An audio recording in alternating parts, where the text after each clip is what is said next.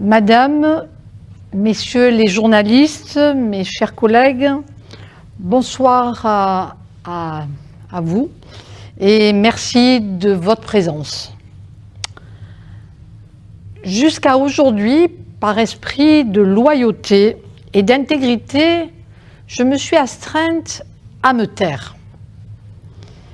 Face à vous, pour la première fois depuis 25 ans, je ne respecte plus cette loi du silence que je m'imposais.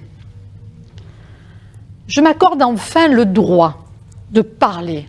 Je m'accorde le droit de dire haut et fort la vérité.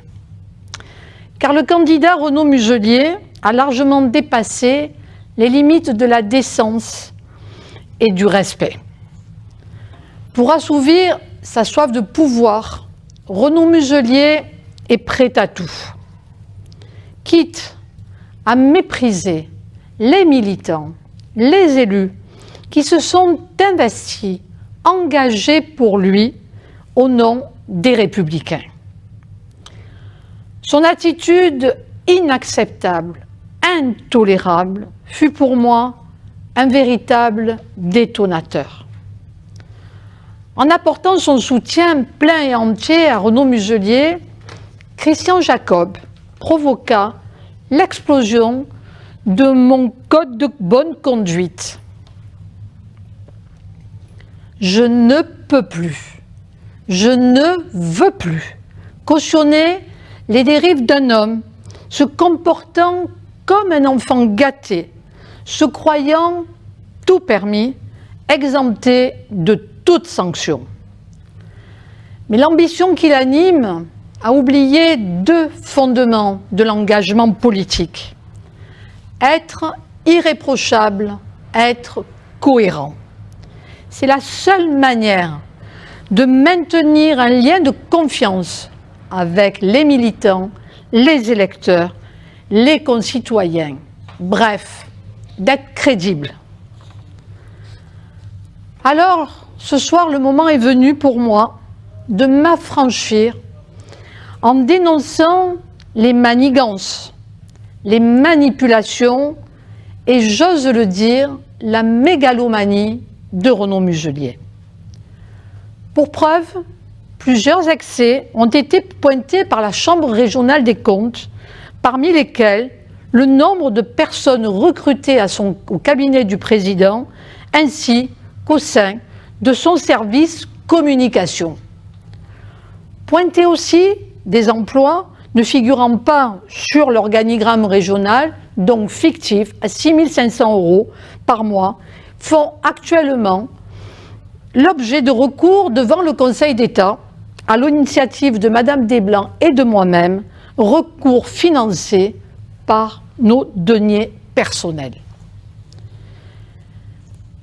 Il ne vous aura pas échappé que je ne figure sur aucune liste. Je ne suis donc pas ici pour alimenter une quelconque stratégie politicienne.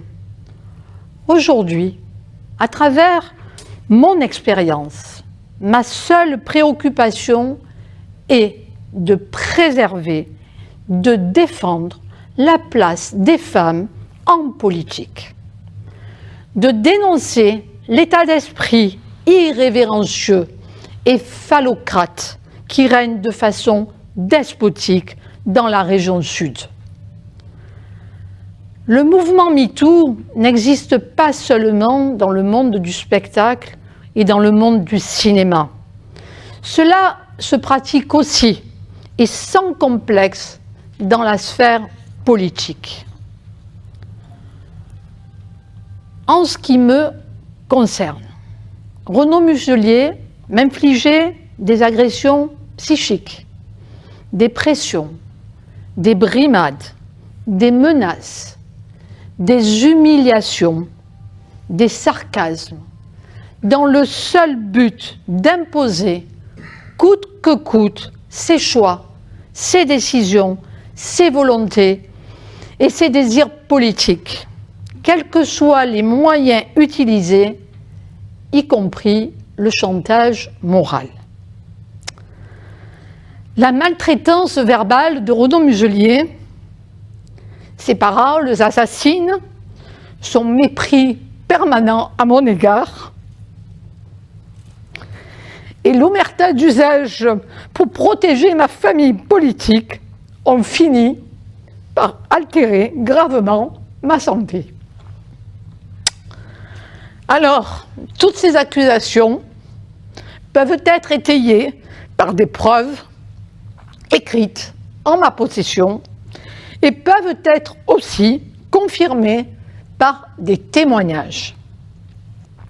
J'espère très sincèrement que ma prise de parole contribuera à libérer la parole des femmes et surtout de leur donner la force, la détermination de ne plus servir de caution morale, de ne plus exister que par rapport à un quota de parité, de ne plus être seulement les petites mains ou les chevilles ouvrières bien disciplinées du monde politique.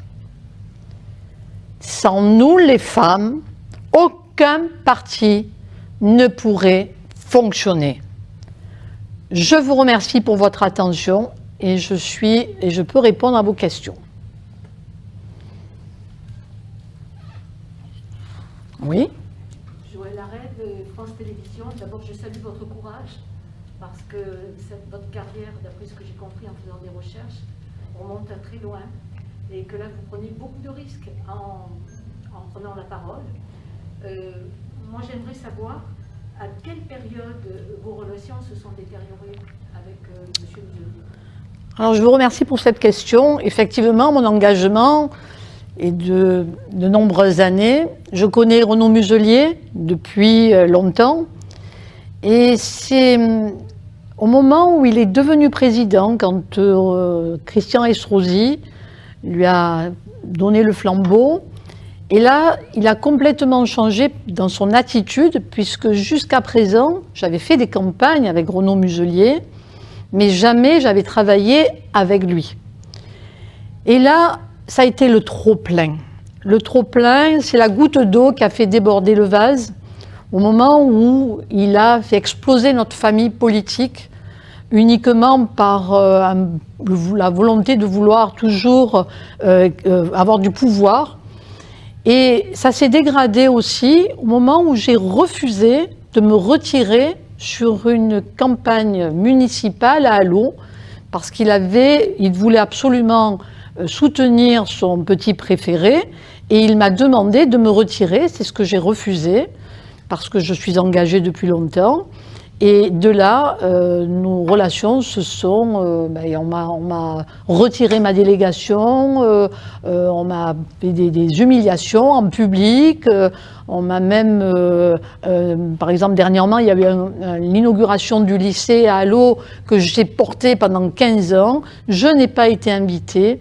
Voilà, ce sont toutes ces humiliations, ces menaces aussi, puisque j'ai eu des menaces si je ne me retirais pas, et qui a fait que nos relations se sont tendues, et en particulier un SMS que j'ai reçu au mois de septembre, n'ayant pas été invitée à un séminaire de la majorité, et je n'ai pas pu accepter qu'on me dise qu'il fallait que je sois soumise à sa volonté et à son leadership.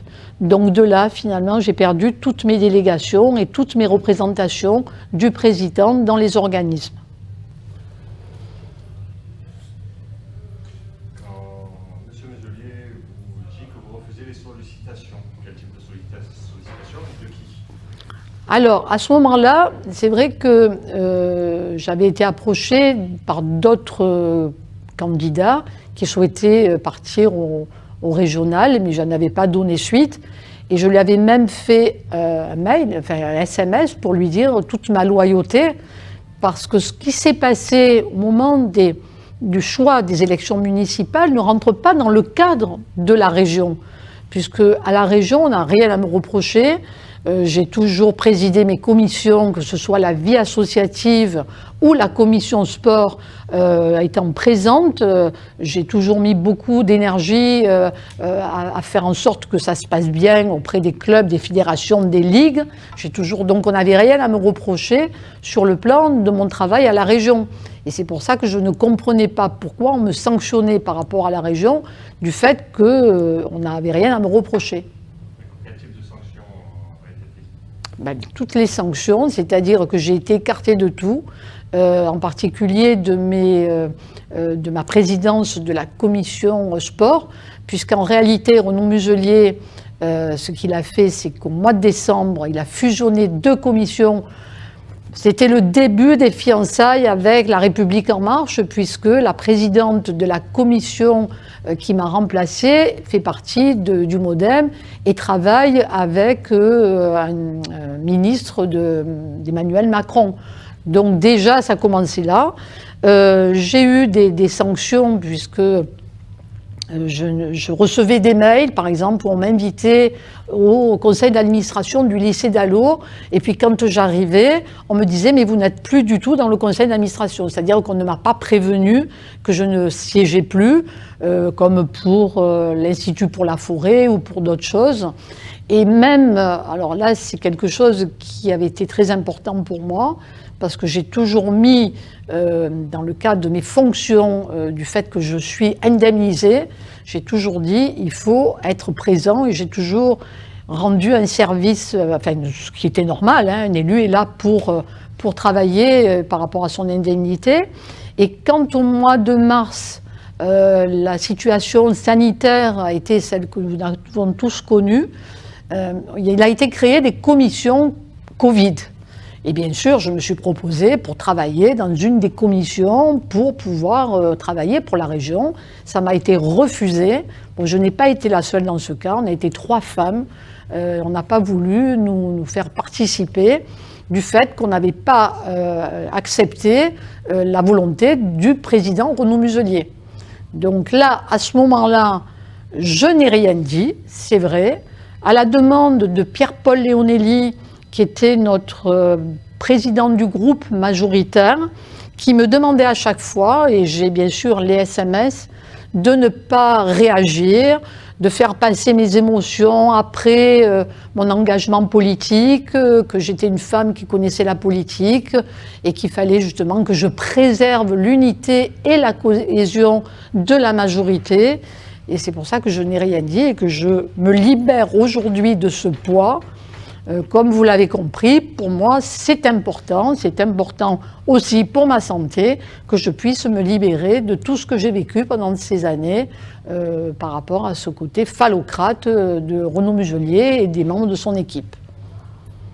Pour rebondir sur ce que vous disiez précédemment, est-ce que son attitude vis-à-vis de vous est la même avec d'autres femmes dans votre groupe politique? Oui. Il y a eu quelques femmes qui ont été comme moi dans la même situation, peut-être un peu différemment, mais qui ont refusé aussi de suivre les directives de Renaud Muselier concernant les municipales et qui ont subi des sanctions comme moi. De la même manière, du même degré que vous? Non, pas dans le même degré. Pour moi, ça a été violent parce qu'il y a eu des humiliations en public. Souvent liés à des problèmes par rapport à Allo. Un exemple, je peux vous en donner un. Tony Estanguet vient à Marseille par rapport aux Jeux Olympiques de 2024. C'était au lendemain d'un conseil municipal à Allo où il y avait un article qui est sorti le matin où il n'y avait pas de gentilles choses concernant Lionel Moisy de Cala. Mais de toute façon, ça ne venait pas de moi, ça venait du maire. Et là, devant tout le monde, mais vraiment, ça a été violent, il m'a traité de tous les noms en me refusant de faire une photo avec eux alors que j'étais présidente de la commission sport.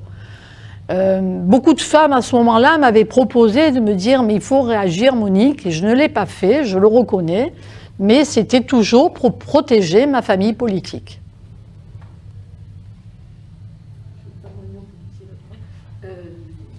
Monsieur Muselier est-il au courant de votre intervention aujourd'hui? Pas du tout. Enfin, il a peut-être été informé par certains journalistes ou certains médias, mais je ne pense pas qu'il soit au courant, ou peut-être il est, mais je n'ai pas reçu d'appel ou pour l'instant. Mais ne craignez-vous pas les représailles?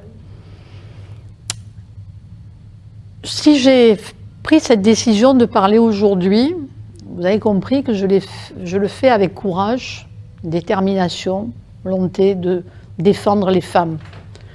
Je peux avoir des représailles, mais je suis prête à assumer. Et de toute façon,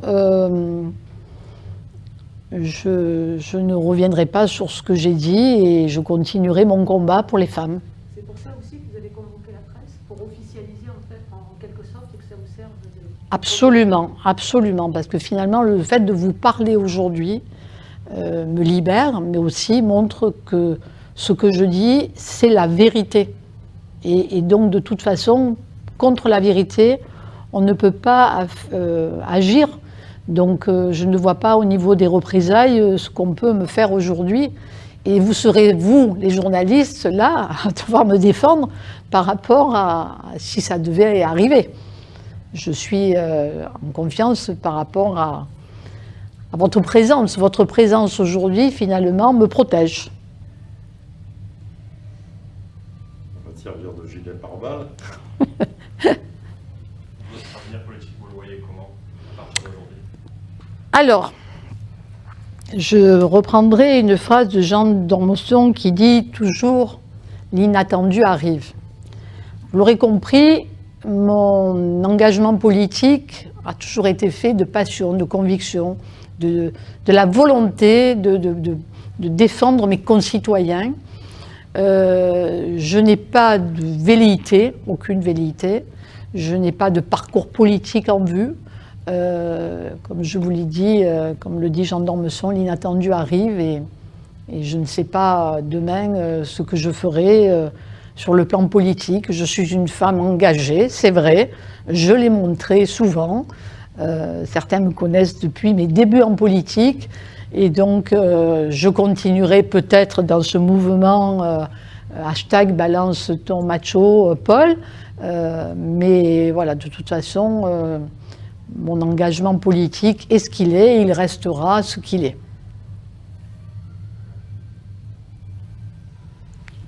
Avez-vous d'autres questions?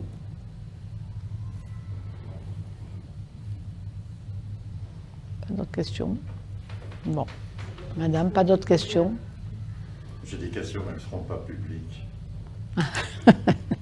Non, mais au contraire, il faut, parce que j'ai beaucoup de réponses à vous donner sur d'autres questions, donc voilà, peut-être... Quelle est la question que vous auriez aimé qu'on vous pose?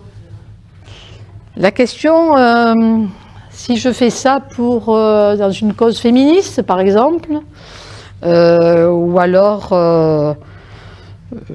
non, je crois que vous avez posé toutes les questions. Il n'y a que sur cette question-là de féminisme où je dis qu'avant tout, ma démarche, elle est surtout humaniste. C'est-à-dire que nous sommes des femmes, effectivement, mais il y a aussi des hommes. Et j'apprécie et j'aime, bien sûr, les hommes qui soutiennent les femmes. Il y en a dans cette salle et je crois que c'est ça qui est important. Donc c'est vraiment une démarche pour défendre la place de la femme en politique, mais aussi avec un côté humaniste. Il y a la parité. Cette parité, elle a été l'obligation de... Mais comme je vous l'ai dit dans ce discours qui est très important, et cette phrase elle est très importante, c'est que ça ne suffit pas. Parce que quand on dit encore aujourd'hui, venez les femmes sur les photos, on a besoin de femmes, ça dénote bien qu'on ne nous considère pas comme étant capables de mener, d'avoir des prises de décision importantes, mais qu'on est là uniquement pour faire de la figuration. Est-ce qu'il y a une entraide entre les femmes politiques ici à Marseille? Une solidarité, non, pas vraiment. Je crois qu'aujourd'hui, pas de solidarité entre les femmes. Bon, il y a des associations qui défendent des causes féministes, mais sur le plan politique, non. Je pense que c'est... Vous êtes considérés comme des hommes? Non, on est considéré, oui, mais il n'y a pas... Cheval, Mais on est sous la pression quand même des hommes qui font que, quelque part, on se plie, on est inféodé, c'est ça. Et donc, ma prise de parole aujourd'hui, elle va libérer la parole des femmes. Je pense que, et c'est vraiment dans ce but-là que je fais cette conférence de presse, que je m'exprime devant vous, parce qu'on en a besoin pour que, voilà, sans les femmes, il n'y aurait pas de parti politique. Et donc, mon expérience fait que je peux aujourd'hui soutenir les femmes dans ce monde politique. À la région, vous êtes senti toujours à votre place depuis que vous y êtes rentré jusqu'à aujourd'hui? Alors ça, c'est une très bonne question, dans le sens, bon, même si les autres questions étaient très pertinentes. J'ai fait un mandat j'ai fait des mandats dans l'opposition avec Monsieur Vauzel. Et après, j'ai été élue dans la majorité. Quelle joie de se retrouver dans une majorité pour enfin pouvoir agir et pouvoir travailler pour les dossiers de la région. Et puis je me suis rendu compte très vite que finalement, on n'avait pas notre mot à dire, même en étant présidente de la commission sport, puisque c'est le cabinet qui décidait de tout. Et quand vous avez également, et vous le voyez, ce que je vous dis sur le fait qu'on était heureux de voir une nouvelle équipe arriver à la région, pour le personnel régional, ce sont des professionnels, ce sont des personnes qui ont vraiment envie de travailler pour leur région. Si vous regardez le taux d'absentéisme depuis 2015, l'élection, enfin 2016, l'élection de Renaud Muselier et de Christian Estrosi, il y a un taux d'absentéisme le plus élevé de toutes les régions de France, qui coûte plus de 31 millions d'euros à la région par an. Donc le fait qu'il y ait cet absentéisme du personnel dénote qu'il y a un problème de relationnel et de gestion du management avec le personnel aussi.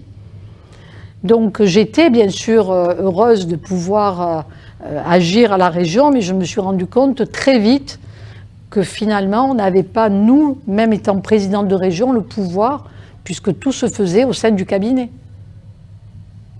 Est-ce que j'ai répondu à votre question? Oui, je voulais avoir un sentiment en même temps, vraiment, vous, dans votre travail à la région, dans ce que vous faisiez, du fait que vous étiez, on va dire, évincé, entre guillemets, vous sentiez utile, si vous sentiez à votre place, si vraiment le ressenti était... Disons que dans la période où j'étais en accord et que je n'avais pas décidé de me présenter aux élections municipales, tout se passait bien. Dans le sens où j'agissais, bon, il y avait quand même le cabinet très présent, mais du jour où j'ai dit que je serais candidate sur Allo, c'est là où a commencé mes humiliations, mes brimades, tout ce qui en a découlé par rapport à cette prise de position. Et je ne me suis pas soumise. Donc automatiquement, j'ai récolté ce qu'on m'avait dit que je récolterais si je ne me soumettais pas.